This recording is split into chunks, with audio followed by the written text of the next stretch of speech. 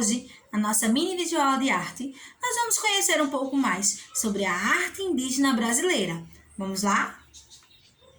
A arte indígena brasileira é a arte produzida pelos povos nativos do Brasil, que são os povos indígenas brasileiros. Compreendem um grande número de diferentes grupos étnicos e que habitam nosso país desde milênios antes dos portugueses chegarem aqui. Existe uma grande diversidade de tribos indígenas no nosso país. Pode-se dizer que, em conjunto, elas se destacam na arte da cerâmica, no trançado, de enfeites no corpo, entre outras variedades de tipo artístico. Agora, vamos ver um pequeno vídeo sobre como os indígenas produzem esses artefatos que aos nossos olhos são obras de arte, mas que para muitas tribos são apenas utensílios. Vamos lá?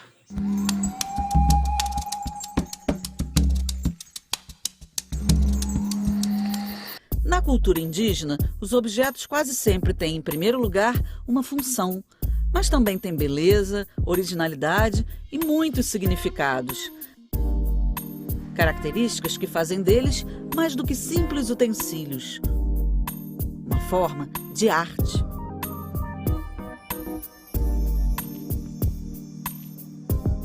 Designer, né, desses objetos, eles também atendem a uma questão da matéria-prima existente, das tecnologias, né, do conhecimento, de saber fazer aquilo. Então, cada povo desenvolve isso de uma maneira diferenciada. As cestarias são um bom exemplo dessa arte utilitária. Trançando folhas, palmas, cipós e outros materiais, os índios fazem cestos para ajudar nas tarefas do dia a dia. Tem cesto para guardar alimentos, peneirar farinha, coar e até filtrar. Os índios também precisavam armazenar líquidos. Aí criaram a cerâmica. Ela pode servir para ajudar a cozinhar. A cerâmica produzida na ilha de Marajó é uma das mais conhecidas. Ela tem pintura vermelha ou preta sobre um fundo branco. Na decoração, vários símbolos. Mas é a pintura corporal que mais impressiona nas artes indígenas. Os índios transformam a pele em tela, pintando um repertório de padrões decorativos. São círculos, meandros e gregas. Os padrões e significados mudam de tribo para tribo, mas sempre estão presentes em momentos importantes. Na preparação para o casamento e no nascimento das crianças. Quando a criancinha nasce, nós acreditamos que ela vem frágil, né? Espiritualmente falando, ela vem frágil. Então a gente, quando nasce, pinta o corpo dela com uma pintura especial de jenipapo, né? Que é onde nós acreditamos, como nossos antigos nos passa e nos passaram, ela afasta, né, os maus espíritos de chegar naquele bebezinho, né?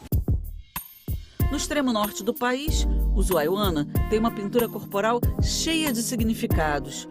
O pontilhado é como se fosse o couro malhado das onças e representa o domínio sobre a natureza. A forma em triângulo vem da borboleta, uma referência ao mundo dos espíritos. Já o listrado representa o arco-íris e os elementos sobrenaturais. As máscaras também estão relacionadas com a mitologia das artes indígenas. Estão presentes em rituais com música e dança para agradar os espíritos. A contribuição dos povos indígenas para a formação cultural do país vai bem além da construção de objetos. Nossa matriz indígena é uma das que fundamenta o país multicultural em que vivemos. No vídeo, quando dizemos que um objeto indígena tem qualidades artísticas, podemos estar lidando com um conceito que é estranho para os índios. Porque muitos povos indígenas, eles não entendem muito bem o que quer dizer arte. Eles não têm essa palavra lá como algo como a gente vê, que seja arte. Certo? No entanto, os objetos produzidos pelos índios têm exercido grande fascínio sobre nós, desde os primeiros contatos. e tem sido difícil evitar atribuir-lhes qualidades artísticas pelo seu grande apelo plástico, pela sua originalidade, pela aura de mistério e exotismo que cerca as suas culturas, pelas suas associações simbólicas e também pelas suas associações sociais, além das suas funções rituais e mágicas. No entanto, a arte indígena é diferente da arte contemporânea, pelo seu caráter tradicional e seu forte utilitarismo, certo? Tradicional porque tende a seguir padrões herdados coletivamente, que desenvolvem pequena variação ao longo do tempo, ok? Eles vão passando do mais velho para o mais novo e mudam poucas coisas, vão sempre reproduzindo o que a pessoa mais antiga na tribo já fazia. Eles desenvolvem pequena variação ao longo do tempo, formando-se um corpo de formas, usos e significados.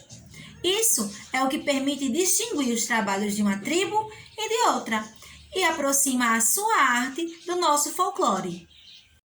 Nas tribos, também não existe a figura do artista como alguém que tem uma preocupação maior em criar algo novo. Não, eles se preocupam muito mais com a apresentação da tradição herdada pelos mais velhos da tribo. As produções indígenas são quase sempre destinadas a algum uso, sempre tem uma utilidade. Ou seja, não existe essa ideia de arte por si própria. Nenhum índio vai parar e vai pintar um quadro porque ele quer colocar lá na parede lá da oca dele. Não, ele vai sempre fazer algo para utilizar, ok? Mas isso não quer dizer que os índios não saibam o que é beleza. Muito pelo contrário, a sua sensibilidade para a beleza é muito grande. Mas principalmente os objetos decorados, os entalhes, a cestaria, a cerâmica, a ornamentação corporal, a música e a dança, elas servem com funções definidas. Ou seja, a dança é para rituais, os cestos para carregar objetos. E a pintura no corpo pode marcar vários acontecimentos dentro de uma tribo. Agora nós vamos falar sobre os materiais utilizados pelos índios. É preciso lembrar que tanto uma tribo quanto a outra, elas dispõem de diversos materiais, uma ampla variedade de elementos para realizar seus objetos, como madeira, caroços, fibras, palmas, palhas, cipó, sementes, cocos, resina, couro, osso, dentes, conchas, garras e belíssimas plumas das mais diversas aves. Evidentemente, com um material tão variado, as possibilidades de criação também são muito amplas. Como, por exemplo, os barcos a remos dos Carajá, os objetos trançados do Baniuá e as estacas de cavar e as pás de virar biju dos índios xinguanós. Já as máscaras têm um uso muito específico. Para os índios, as máscaras têm um caráter duplo, de 2 sentidos. Ao mesmo tempo que elas são um artefato produzido por um homem comum, são a figura viva de um ser sobrenatural, que é representada por ela. Elas são feitas com troncos de árvores, cabaças, palhas de buriti e são usadas geralmente em danças cerimoniais, como por exemplo na dança do Aruanã, entre outros Carajá, quando representam heróis que mantêm a ordem do mundo. Já na pintura corporal, as cores mais utilizadas pelos índios são feitas com elementos naturais. O vermelho muito vivo é feito do urucum, o negro esverdeado da tinta do suco do jenipapo e o branco da tabatinga. A escolha dessas cores é importante, pois o gosto pela pintura corporal está associado ao esforço de transmitir ao corpo a alegria contida nas cores vivas e intensas. A pintura corporal é a arte indígena brasileira mais representativa para os índios. Isso porque ela não busca apenas um valor estético, mas sim a transmissão de valores culturais de cada tribo. Através da pintura do corpo, algumas tribos dão festas em homenagem a deuses, cada grupo como guerreiros, nobres, e o povo se pinta e se enfeita de formas diferentes nesses rituais. Algumas pinturas chegam a ser bem elaboradas, algumas rompendo com as formas do corpo humano. Dentro dos rituais, os desenhos buscam relatar momentos e sentimentos específicos.